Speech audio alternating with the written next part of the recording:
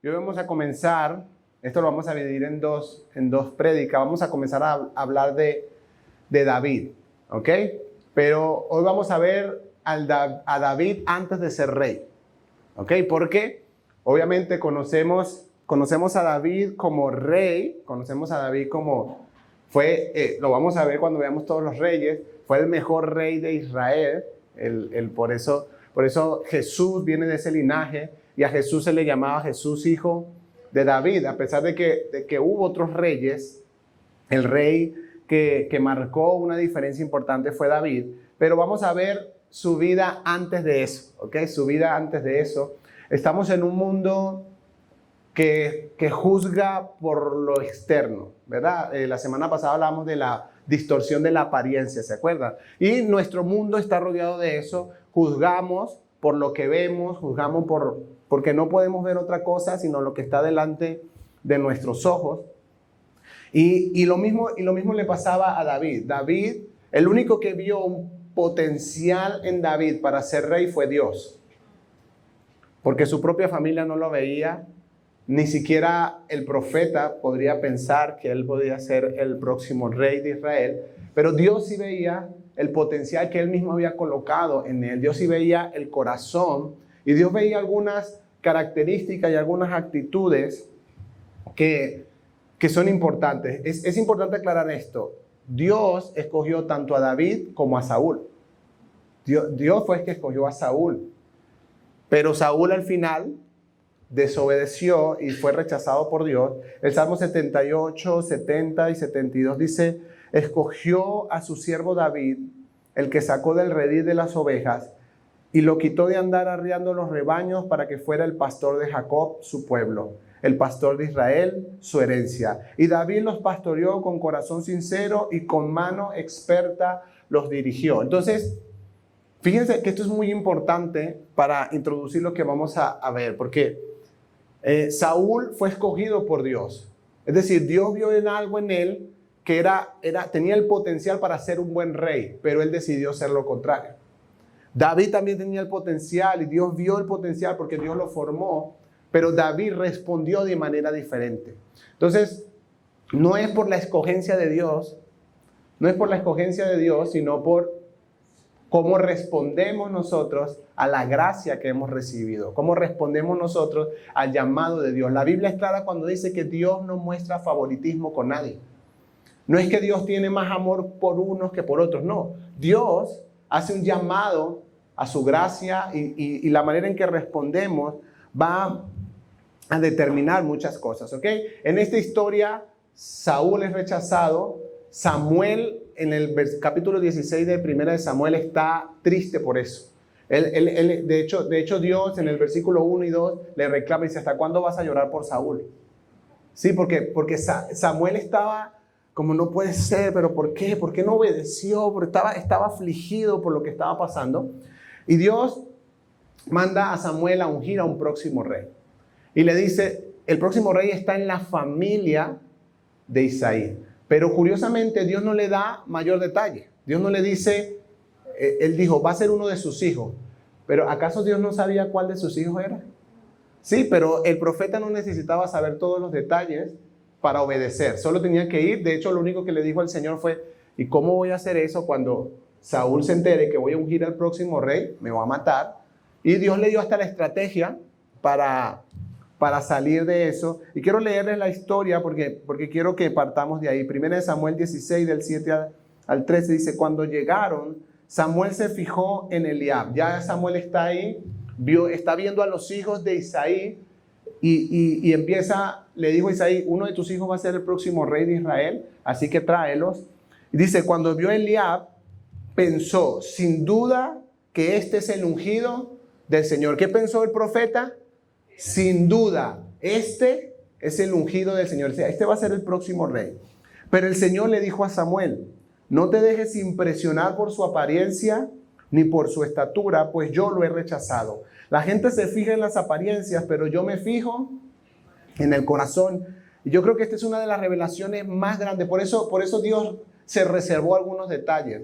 Porque Israel iba a recibir una de las revelaciones más importantes que hasta ese momento no había recibido. Y es: yo me fijo en lo que hay en el corazón. Ya luego, más adelante, Dios lo menciona otras veces, pero esta es la primera vez que a un profeta de Dios, Dios le dice, hey, yo no miro lo que mira la gente, yo miro el corazón. Entonces Isaí llamó a Abinadab para presentarlo ante Samuel, pero Samuel dijo, a este no lo ha escogido el Señor. Luego presentó a Sama, Samuel repitió, tampoco a este lo ha escogido el Señor. Isaí presentó a 7 de sus hijos, pero Samuel dijo, el Señor no ha escogido a ninguno de ellos. ¿Son estos todos tus hijos? Queda el más pequeño, respondió Isaí, pero está cuidando el rebaño. Manda a buscarlo, insistió Samuel, porque no podemos continuar hasta que él llegue. Isaí mandó a buscarlo y se lo trajeron. Era buen mozo, pelirrojo y de buena presencia. Y el Señor dijo a Samuel, este es, levántate y úngelo. Samuel tomó el cuerno de aceite y ungió al joven en presencia de sus hermanos. Entonces el Espíritu del Señor vino con poder sobre David y desde ese día estuvo con él. Luego Samuel regresó a Ramá.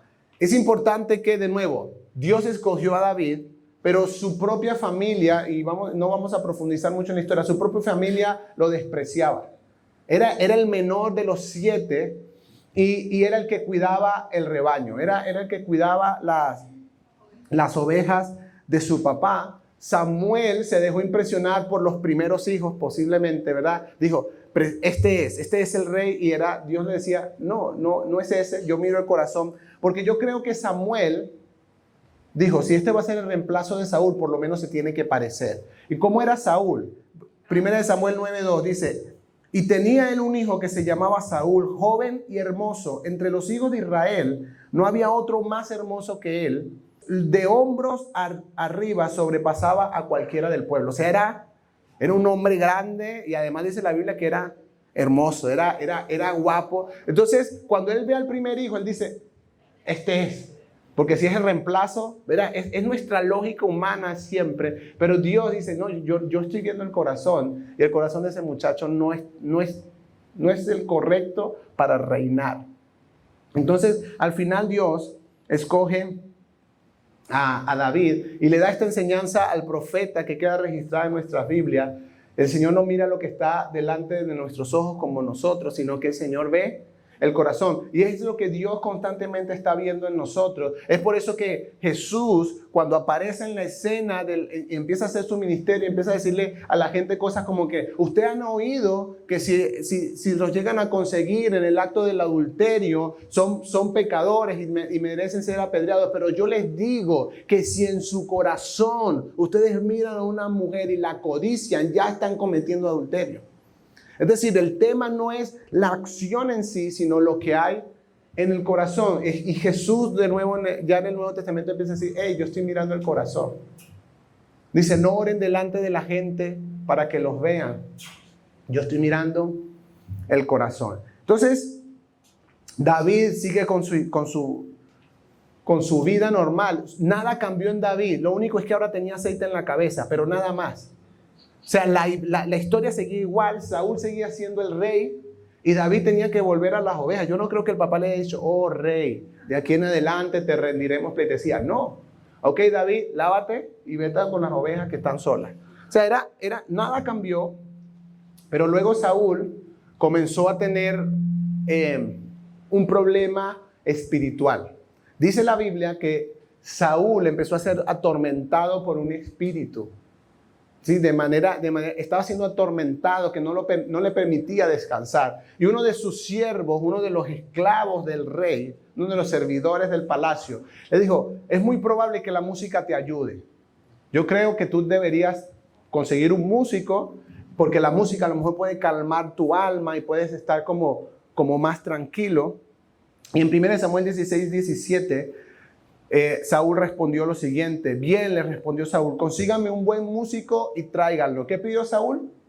Un buen músico. Es decir, usted, ok, yo creo que sí, la música me va a ayudar. Ok, tráeme un buen músico. Y viene el siervo y dice esto, el versículo 18, dice, entonces uno de los criados respondió diciendo, he aquí yo he visto a un hijo de Isaí de Belén que sabe tocar, es valiente, vigoroso y hombre de guerra, prudente en sus palabras, hermoso, y Jehová está con él.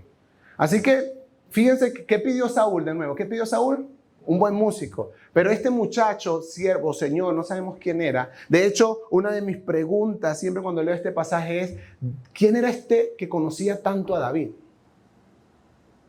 De nuevo, estamos hablando del David que no era rey todavía, no era famoso, no era conocido. Es más, el acto de ungirlo fue en privado, porque Saúl no se podía enterar de que Samuel estaba ungiendo al próximo rey. Fue en su casa, o sea, no hubo foto, no hubo Instagram, no hubo aquí ungiendo al siguiente rey de Israel. Nadie conocía a David.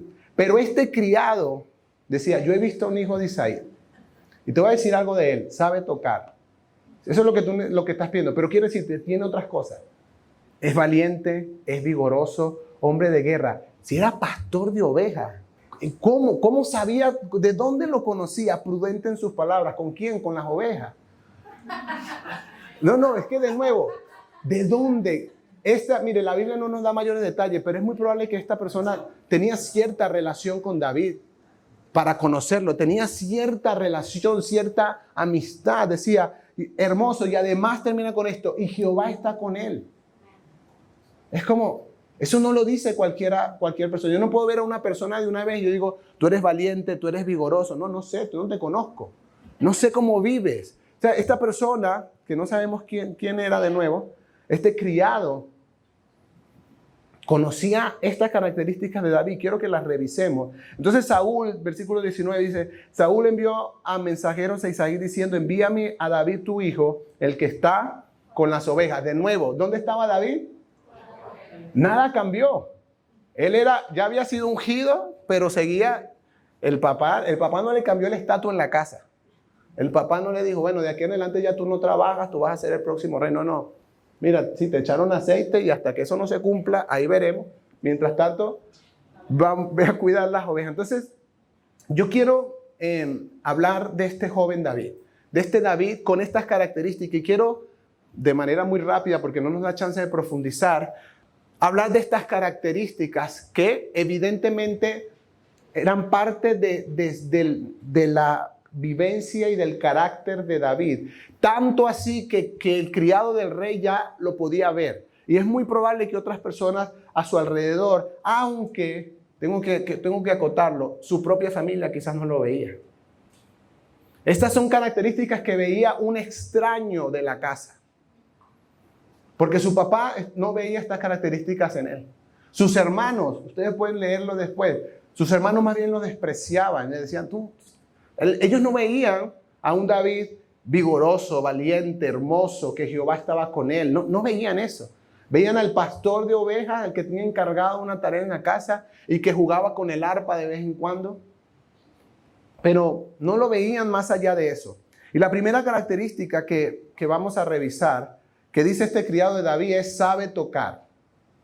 Y esto es importante, porque Saúl pidió podía estar Jehová con él, podía estar el arcángel Miguel, mira, lo que sea, podía ser hermoso, pero Saúl necesitaba un buen músico. El Salmo 33:3 dice, cántenle una canción nueva, toquen con destreza. Este es David hablando, y den voces de alegría. Y fíjense que aquí él les da una instrucción a los músicos, ya estoy siendo rey, dice, toquen con destreza.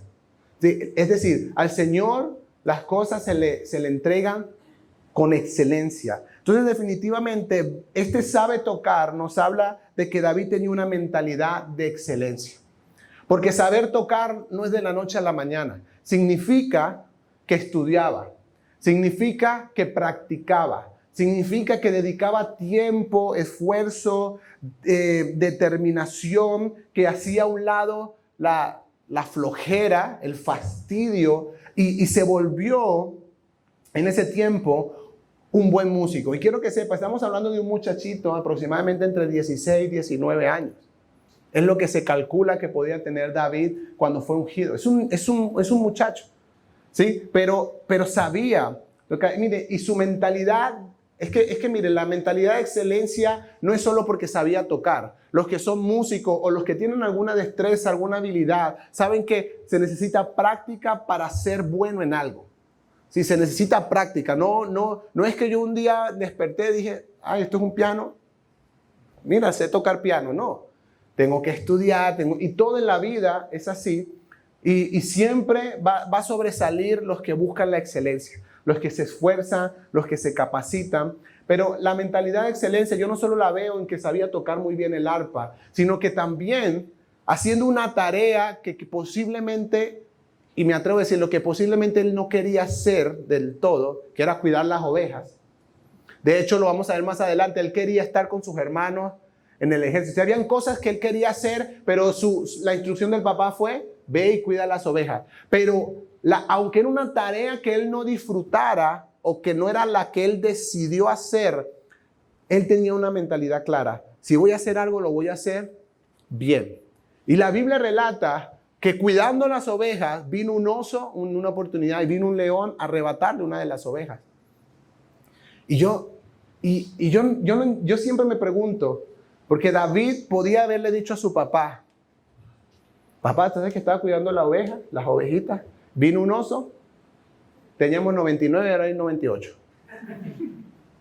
¿Y qué le iba a decir el papá? Bueno, hijo, sí, no te pasó nada, qué bueno, ¿verdad? Y al día siguiente, papá, ya son 97.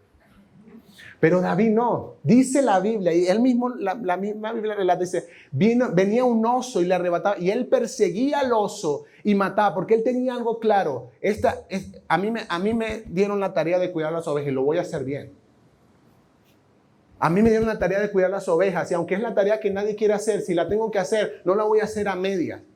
No me voy y yo creo que estas historias son las que el criado conoció. Dice, este muchacho cuidando ovejas, hombre de guerra. Porque se pone a pelear con leones y con osos para no perder ninguna de ellas. Él estaba comprometido, escúchame bien, con la tarea que le habían asignado, y no era la de ser rey hasta ese momento. Era la de cuidar el rebaño. Quiero mencionarlo porque esta es la conversación que muchas veces tengo con algunos jóvenes. No, es que eso no es lo mío. No, sí, empecé un trabajo, pero eso no es lo mío. ¿Y? No es lo tuyo ahorita, pero es el camino que tienes que pasar para llegar a lo tuyo. Ese camino que tienes que pasar, necesitas trabajar, necesitas prosperar, necesitas estudiar, necesitas capacitarte y necesitas que eso que no es lo tuyo lo hagas bien. Ese es parte del camino. Si David no es... Esto fue lo que Dios también vio en David. Dijo, este muchacho es capaz de pelear con leones y osos por cuidar ovejas. Este muchacho va a ser capaz de hacer lo que sea por cuidar al pueblo. Amén. Mi pueblo, mi nación. Él no se va a amedrentar ante las primeras cosas. Él es valiente. Entonces, de nuevo, esto es muy importante. Porque tengo preguntas acerca de esto. ¿Para qué te estás preparando hoy? ¿En qué cosas te estás capacitando? ¿En qué estás buscando crecer? Porque David con las ovejas no estaba sentado.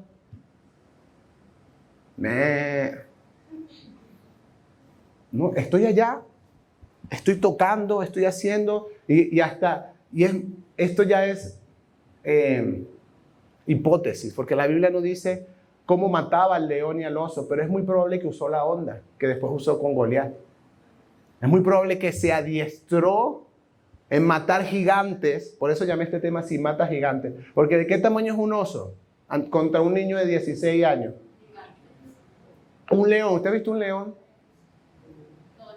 Si uno le da miedo hasta pelear con un gato agresivo, uno... Imagínese un león. Y él decía, hey, león, esa oveja es mía, esa no es tuya. Y mató al oso, no lo hizo con él, mató al oso y al león. Entonces aquí vamos a la segunda característica, que este siervo dice, es valiente, obvio, es valiente. No, miren, esto es importante. El diccionario define la palabra valiente, una persona que actúa con determinación ante situaciones arriesgadas o difíciles. Es una persona... No es un buscaproblema, ese es un valentón. Búsquenlo en el diccionario también. ¿Sí? No es un buscaproblema. Yo estoy seguro que David no andaba con las ovejas como, oye, ojalá viniera un oso hoy para a hacer ejercicio. No, él no andaba buscando osos, él no andaba buscando leones, él no estaba buscando problemas. Pero así como muchos de nosotros no estamos buscando que las cosas se nos compliquen en la vida, pero a veces se complican y el valiente es el que no se amedrenta y dice, ok, no hay de otra opción. Pero miren, David lo tenía muy claro. David sabía, porque además oraba por eso, David sabía que él lo mismo lo reconoce, pudo matar al oso y al león porque el Señor lo ayudó. Nunca dijo como que, miren, Saúl, ¿qué es Goliat?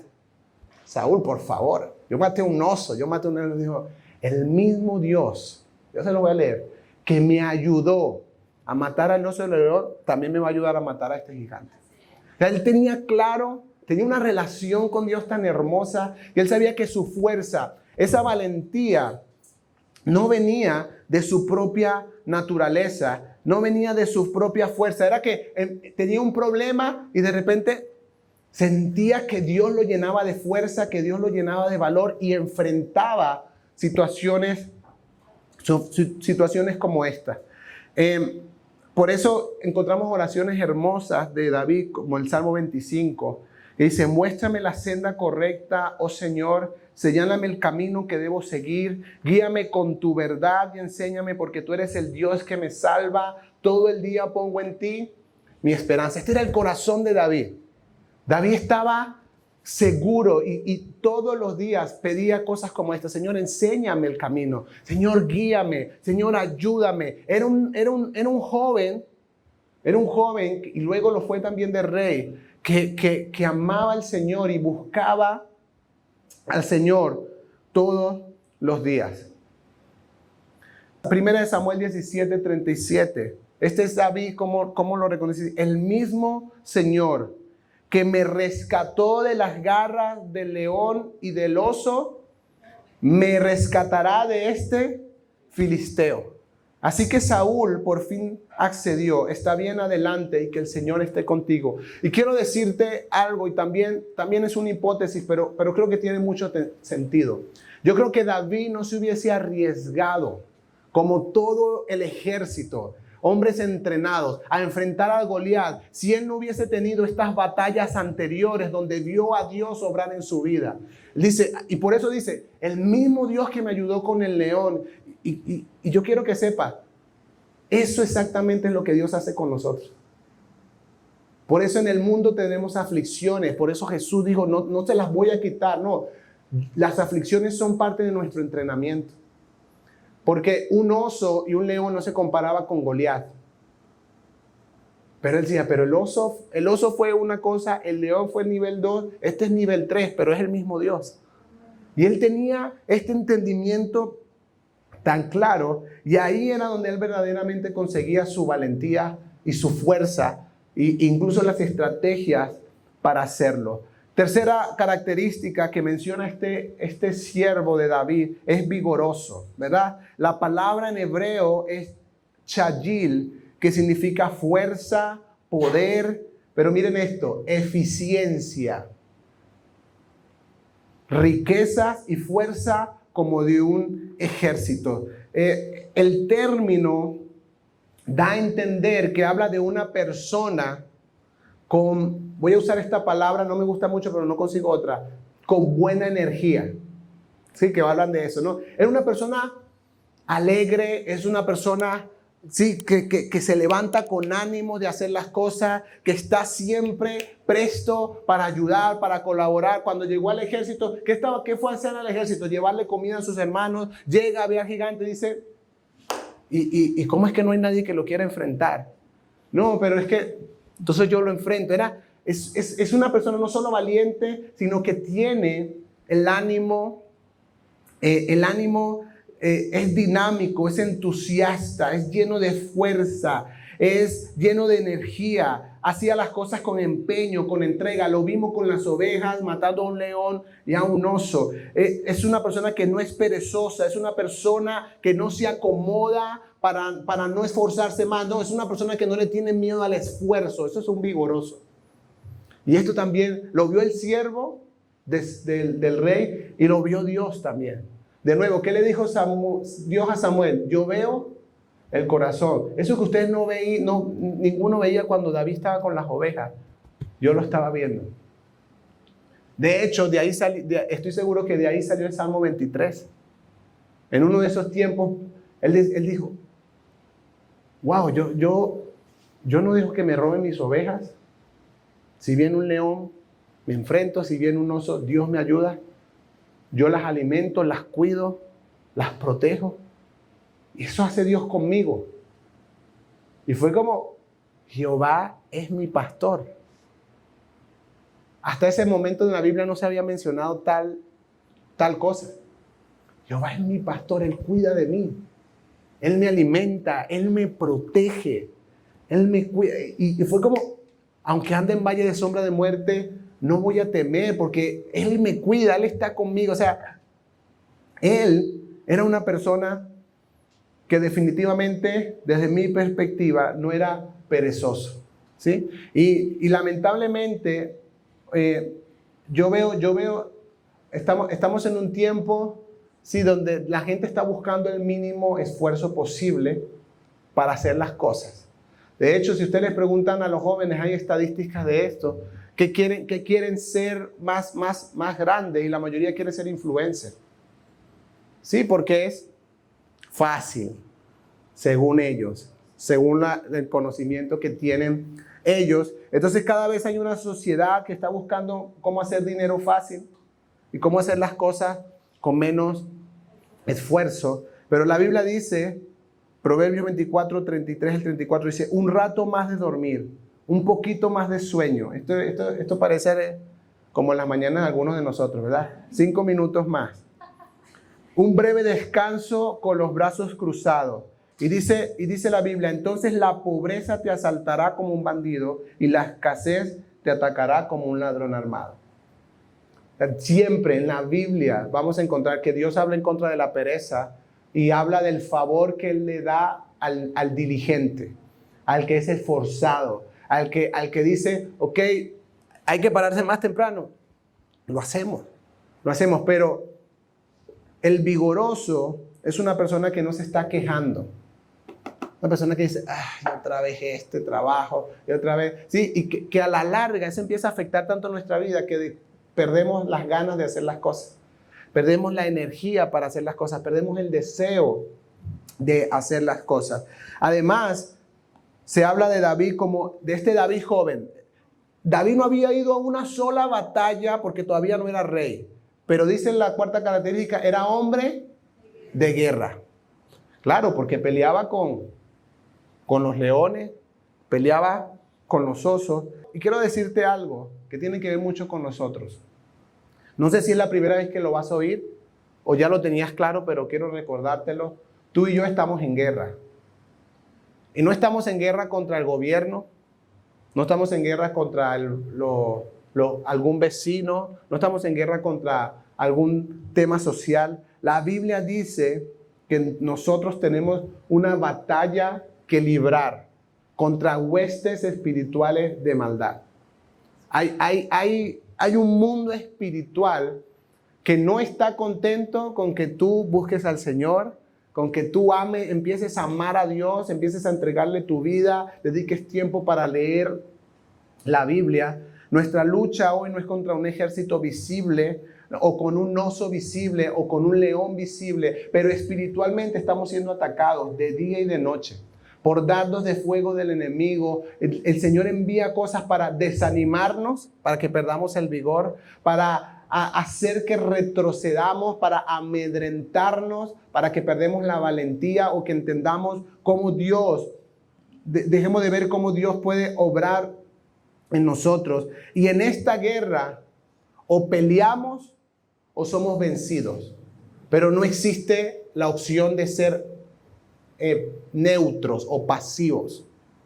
Estamos en guerra, quieras o no, estamos en guerra. El enemigo ha declarado la guerra, pero no te lo digo para que le tengas miedo, porque Jesús dijo que la autoridad que hay en tu vida es mayor que la que hay en Satanás y en cualquiera de sus demonios. Algunos estamos batallando con ciertas luchas en nuestra parte moral o en nuestro cuerpo, con algunos vicios. Y hay gente que tiene años luchando con lo mismo y nunca. Pero hay momentos en los que tienes que determinarte y decir, ok, esta lucha no es natural, esta es una lucha espiritual. Yo no estoy luchando contra la pornografía, estoy luchando contra todos los entes espirituales que hay detrás de la pornografía, que tienen el objetivo de atarme para siempre y llenarme de culpa, y llenarme de vergüenza para no acercarme más a Dios. No es el tema que veo en ese momento, es que detrás hay un montón de demonios trabajando para conseguir que mi vida se mantenga atada. Entonces, cuando entiendo eso, me levanto. Y quiero leerte lo que dice Efesios 6, del 10 al 18. Dice, por último, fortalezcanse con el gran poder del Señor. Pónganse toda la armadura de Dios para que puedan hacer frente a las artimañas del diablo. Esto no es para alguno, no es si estás llamado al ejército de Dios, no. Si eres hijo de Dios, el enemigo está planeando acabar con tu vida. El enemigo está buscando la manera de molestarte, de fastidiarte, de oprimirte. Pero necesitamos entender que Dios está con nosotros. Dice la Biblia que nuestras armas no son carnales. Nuestras armas son espirituales, poderosas en Dios para la destrucción de toda fortaleza. Ahí tienes la oración, ahí tienes el ayuno, ahí tienes el teléfono, pero no para que veas TikTok, sino para que llames a un hermano de la iglesia y le pidas que ore por ti. El poder de que otros oren por ti. Sigue diciendo, pónganse toda la armadura de Dios para que puedan hacer frente a las artimañas del diablo. Solo lo voy a mencionar, más adelante vamos a hacer una serie de la armadura de Dios para que lo entendamos mejor, porque nuestra lucha no es contra seres humanos, sino contra poderes, contra autoridades, contra potestades que dominan este mundo de tinieblas, contra fuerzas espirituales malignas en las regiones celestiales. O sea, eso es una realidad, familia. Y hay muchas cosas que todavía hemos permitido en nuestra vida porque no nos hemos levantado como hombres y mujeres de guerra para decir no más. Satanás, no más. Yo en el nombre de Jesús te digo que sueltas mi vida, sueltas mis finanzas, sueltas mi familia. No más, no voy a permitir más esto, y por la autoridad no mía, sino por la autoridad que tengo en el nombre de Cristo Jesús. Por lo tanto, pónganse toda la armadura de Dios para que cuando llegue el día malo puedan resistir hasta el fin con firmeza. Manténganse firmes, ceñidos con el cinturón de la verdad, protegidos por la coraza de justicia, calzados con la disposición de proclamar el evangelio de la paz. Además de todo eso, tomen el escudo de la fe con el cual pueden apagar todas las flechas encendidas del maligno, porque él una y otra vez te está diciendo, Dios no te ama. Si te amara, no estarías viviendo eso. Eso es una flecha encendida del maligno, que se apaga con el escudo de la fe, con la palabra de Dios. Agarramos y decimos, este pensamiento no es de Dios, porque Dios sí me ama, con amor eterno me ha amado. Me ha extendido su misericordia y me demostró su gran amor por mí en la cruz. Yo tengo una fe que puede apagar los dardos del enemigo que vienen contra mi vida, pero tengo que estar alerta. Tomen el casco de la salvación y la espada del Espíritu, que es la palabra de Dios. Oren en el Espíritu en todo momento. De nuevo, es una lucha espiritual y se pelea en oración. No es que ahora vas a agarrar la Biblia, como dice que es la espada del Espíritu, y vas a hacer... Es una lucha espiritual. No tiene que ver con la Biblia en la mano, tiene que ver con la Biblia que hay en tu corazón. No tiene que ver con la Biblia que ahora cómprate una Biblia tapadura para que sea mejor. No. Es con la Biblia que has guardado en tu vida, que has guardado en tu mente, en la que estás meditando. Esa es la espada del Espíritu en tu vida. Por eso lo necesitamos. Oren en el Espíritu en todo momento, con peticiones y ruegos. Manténganse, miren lo que dice la Biblia, alertas. Y perseveren en oración por todos los creyentes. Esto es una realidad. Y David no se amedrentó ni ante el oso, ni ante el león, ni ante Goliat, ni ante los enemigos que se levantaron incluso durante su reinado. Y usted y yo no podemos amedrentarnos, intimidarnos por las noticias o por lo que el enemigo está haciendo en el mundo. Porque Dios nos llama también a la batalla, pero con la certeza de que vamos a salir con la victoria porque tenemos una autoridad mayor. Además, David, dice este siervo, David era prudente en sus palabras. Y yo no sé cuántas veces te ha pasado a ti, pero a mí me ha pasado muchas veces. ¿Cuántas veces te ha pasado que nos metemos en problemas por las palabras que decimos? ¿Cuántos problemas nos hubiésemos evitado con la esposa, con el esposo, si no hubiésemos hecho ese comentario, ¿verdad? Que de repente uno dice, ay, no debía haber dicho eso. Y es difícil, ya no las puedes recoger. Después de decir como, perdón, no te quise decir eso. Ya lo dijiste. Es muy difícil. La persona va a decir, ok, olvidado. No, dijiste algo y normalmente, pero miren, la palabra prudente en el original, en este texto, significa una persona que entiende, que discierne, que considera, que percibe, que conoce, que observa, que distingue, que es discreto e inteligente. Esta es una persona prudente en sus palabras. Y la Biblia nos llama a hacer lo mismo a nosotros. La Biblia una y otra vez nos dice que nuestras palabras, incluso Pedro utiliza esta expresión que me gusta mucho. Pedro dice, nuestras palabras tienen que ser amables, como sazonadas con sal. Es decir, yo tengo que tener cuidado. Yo puedo decir, miren, una verdad sin amor ofende.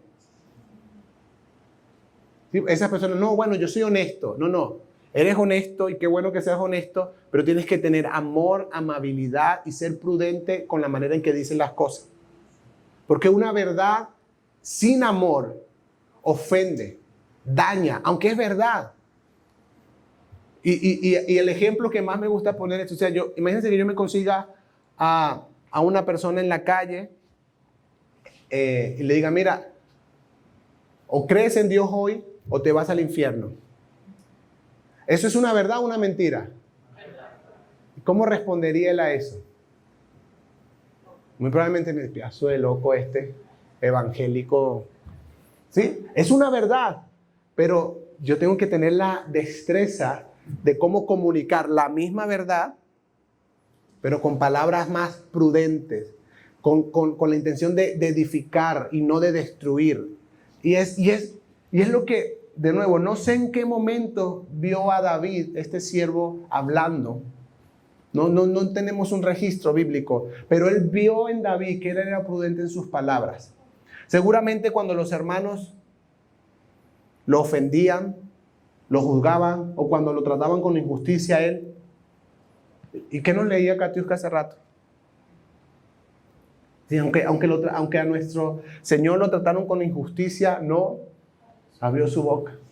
Siempre fue muy prudente en sus palabras. Miren, Efesios 4:29, no empleen un lenguaje grosero ni ofensivo. Que todo lo que digan sea bueno y útil. Este versículo deberíamos aprendernos.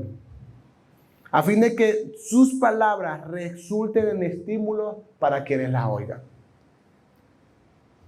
Coloquialmente, si no tiene nada bueno que decir, quédese calladito.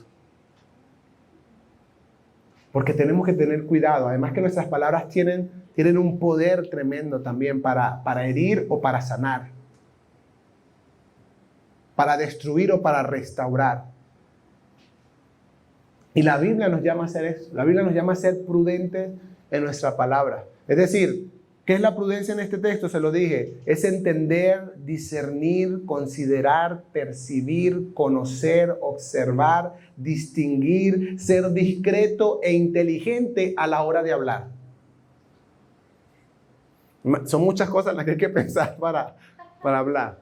Pero ¿cuántos problemas nos podemos evitar? Si de nuevo, cuando lo que voy a decir no va a edificar y no va a ser de estímulo para los que me van a oír. Si cuando lo que le tengo que decir a mi hijo, en vez de ayudarlo, lo va a marcar, lo va a traumar. Espero que se me pase la molestia y luego Eso es ser prudente. Ahora, Dios no va a ser prudente por ti, ni por mí. Tú tienes que tomarlo en cuenta y empezar a empezar a pensar en las palabras que vas a decir, en cómo vas a utilizar las palabras y buscar la manera. Y de nuevo, creo que es algo que no sabemos hacer por nuestras propias fuerzas. Necesitamos la sabiduría de Dios. Número 6, dice la Biblia que era hermoso. Y busqué en el hebreo, en el griego, en el arameo, en el egipcio antiguo, en el latín, para tratar de buscar un significado espiritual a esta palabra, pero no. Lo que dice David es que era hermoso. Físicamente el hombre era bien parecido. En este punto algunos de nosotros tenemos que agradecer a Dios por su gran misericordia. Podríamos estar peor, pero miren, la Biblia dice cosas como que el corazón alegre hermosea el rostro. Más por el dolor del corazón el espíritu se abate. Yo no puedo cambiar esta cara, no hay manera. Esta es la cara que hay. Esto es lo que hay, ¿verdad? Pero sí puedo tener un rostro diferente. Y no sé si te has dado cuenta, pero el rostro de muchos de ustedes ha cambiado en la medida que el Señor ha estado haciendo cosas en su corazón. Y uno se da cuenta, y sobre todo, y si tuviste en el retiro, viste a alguno como con un rostro al principio y con un rostro al final. Eran la misma persona, pero el Señor cuando actúa en tu corazón, hay algo cambia en tus ojos, algo cambia en lo que reflejas, en lo que muestras, porque ahora la gente está viendo la obra de Dios en tu vida. Salmo 90:17 dice, sea la luz, que en el hebreo significa hermosura y favor. Es decir, sea la hermosura y el favor de Jehová, nuestro Dios, sobre nosotros. Y eso es lo que la gente a veces ve en nuestra vida, cuando ve que es que tiene, y la gente utiliza, sobre todo si no conocen a Dios, la Biblia, la gente usa frases como que, no, tiene buena vibra. Dios no es una vibra, es la presencia de Dios en mi vida. Es el Espíritu Santo, es la obra que el Señor ha estado haciendo. Y termino con esto. La última característica que de nuevo, no sé cómo el siervo de Saúl lo sabía o cómo lo vio, pero decía, Jehová está con él. Y cuando estudiaba esto, yo decía, wow, Señor, qué bonito sería cuando la gente me conozca. A lo mejor no diga que soy hermoso, a lo mejor no diga ciertas cosas, pero que digan, Dios está con él.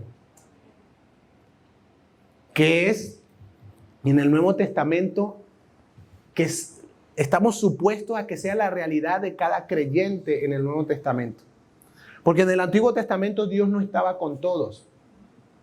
Por eso había rituales de ungir, de apartar para determinado momento, y Dios estaba con esa persona y el Espíritu venía y lo llenaba de poder para ciertas tareas, pero Dios no podía estar con todos porque el problema del pecado no había sido arreglado.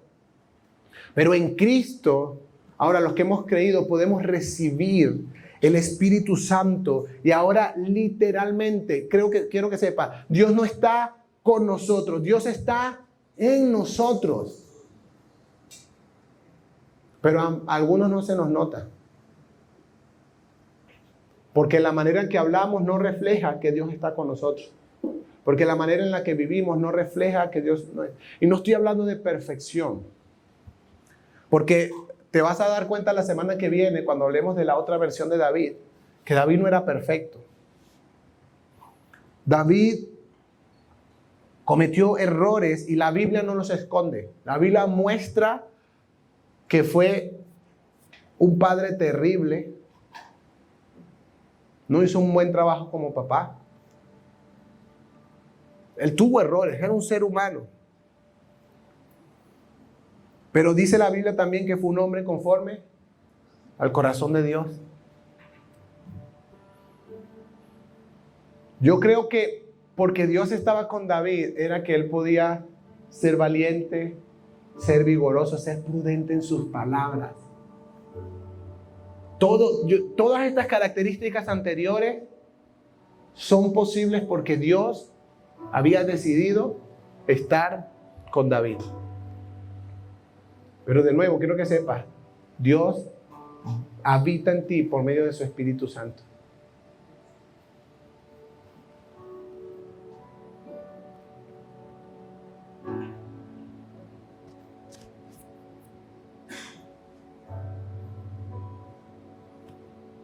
David era un hombre, en este momento era joven, pero luego era un hombre que reconocía sus errores. Cuando Dios lo confrontaba, se arrepentía de verdad y buscaba la presencia de Dios.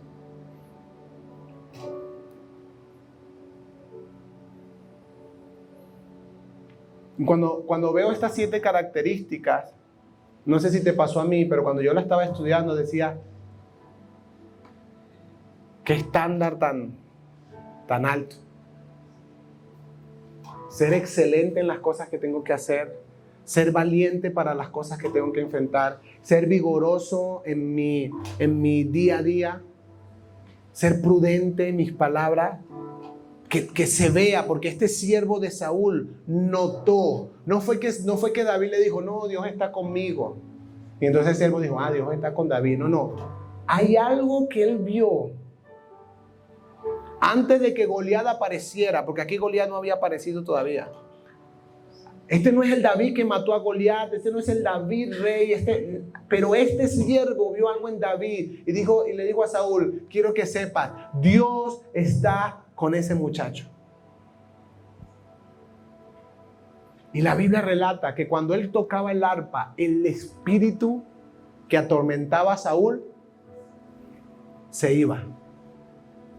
Y Saúl podía sentir, yo creo que no era la música. Yo creo que era que Dios estaba con él. Y donde está el Espíritu de Dios, siempre va a haber libertad. Parece un estándar imposible, pero tú y yo no estamos llamados a ser imitadores de David. Tú y yo estamos llamados a ser imitadores de Cristo. Entonces el estándar es mucho más alto. Porque él sí era el varón, él sí es el varón perfecto. David no fue perfecto, pero Jesús es el varón perfecto. Todas esas características estaban en Jesús y más. Y a ese es el que estamos llamados a imitar. De hecho, quiero que sepas, eso es lo que significa la palabra cristiano. En el griego, pequeños cristos. Se supone gente que vive como él vivió. Y definitivamente, esto a mí me hizo sentir inadecuado, insuficiente y sobre todo como algo imposible de lograr hasta que entendí que no es en mis fuerzas. Por eso Dios envió al Espíritu Santo. Porque era imposible en nuestras fuerzas llegar a este estándar. Llegar a ser imitadores de Cristo y tener estas características en nuestra vida. Es la obra de Cristo lo que ahora hace posible que tú y yo tengamos el poder del Espíritu Santo para vivir de esa manera. Que Dios nos ayude a ver estas características, no para conocer la vida de David joven, sino para anhelarlas en nuestra vida y pedirle al Espíritu Santo que nos permita hacerlo.